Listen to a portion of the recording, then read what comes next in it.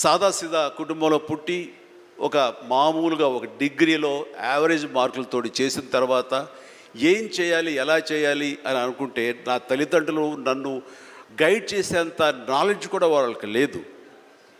అలాంటి టైంలో నాకు అనిపించింది, నాకు చిన్నప్పటి నుంచి ఇంట్రెస్ట్ యాక్టింగ్. 10th క్లాస్ చదువుతున్నప్పుడు ఒక డ్రామా వేశాను, బెస్ట్ యాక్టర్ వచ్చింది. కాలేజ్ డేస్లో ఇంకో డ్రామా వేశాను, అది బెస్ట్ యాక్టర్ వచ్చింది. అది documented, it's that full proof. So నాకు అనిపించింది, ఓహో మనలో గొప్ప నటుడు ఉన్నారనమాట, మనం కనుక ట్రై చేస్తే సినిమా ఇండస్ట్రీలో ఒక లెవెల్లో ఉండొచ్చు అనమాట.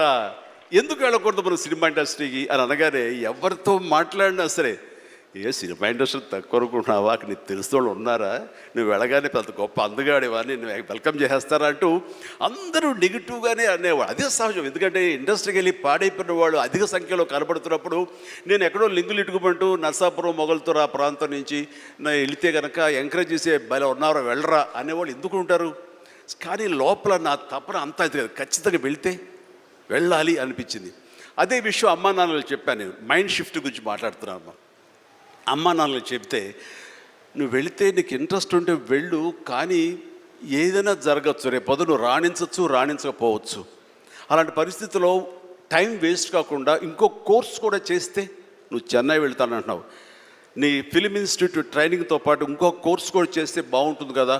సపోజ్ ఇది రాణించలేదు, ఇంకో దాంట్లోకి వెళ్తావు, టైం వేస్ట్ కాదు అంటే వాళ్ళ మాట కాదనలేక, ఏమో బొమ్మ పైకి సిరితే కాయిన్ బొమ్మ పడవచ్చు, బొలుసు పడవచ్చు, జీవితంలో ఏది మనం ఊహించి చెప్పలేం అనే ఉద్దేశంతో నేను ఏం చేశానంటే, ICWI institute of cost accountants and works of India, ఇది ఎగ్మూర్లో ఉంటుండేది చెన్నైలో. అక్కడ నైట్ కాలేజీ చేస్తూ పగలంతరేమో ఫిలిం ఇన్స్టిట్యూట్లో ట్రైనింగ్ తీసుకుంటూ అలాగా 2 జోడు గుర్రాల స్వారీ లేదా 2 పడవల మీద ప్రయాణం చేయడం ప్రయత్నం చేశాను. కానీ ఎక్కడో నాకు ఇష్టం లేనిది, అంతంత మాత్రంగా తప్పదని చేపట్టేటువంటి ICWI కోర్సు మీద నాకు నిరాశక్త కలిగింది.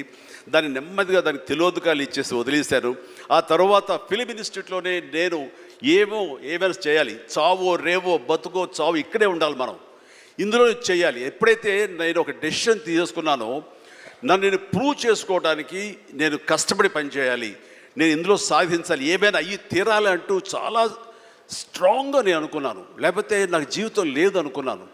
అలాంటి పరిస్థితుల్లో సినిమా ఇండస్ట్రీలో ఫిలిం ఇన్స్టిట్యూట్లో నేను ట్రైనింగ్ తీసుకోవడం ఏంటి, సినిమా అవకాశాలు రావడం ఏంటి, అవి సద్వినియోగపరచుకోవడం ఏంటి, దాన్ని ద బెస్ట్ నేను చూపించుకోవడం ఏంటి, అక్కడ ఉన్నటువంటి డైరెక్టర్స్ వీళ్ళందరి చేత వావ్ అనిపించుకోవడం ఏంటి, అందరి దృష్టి నా మీద ఉండేలాగా నేను ఎక్కువగా యాక్టివ్గా ఉన్నటువంటి ఇవన్నీ నాకు దోహదపడి సినిమా అలాగా అంచెలంచెలుగా నేను ఈ రోజున మీరు చూస్తున్న ఈ స్థాయికి నేను వచ్చాను.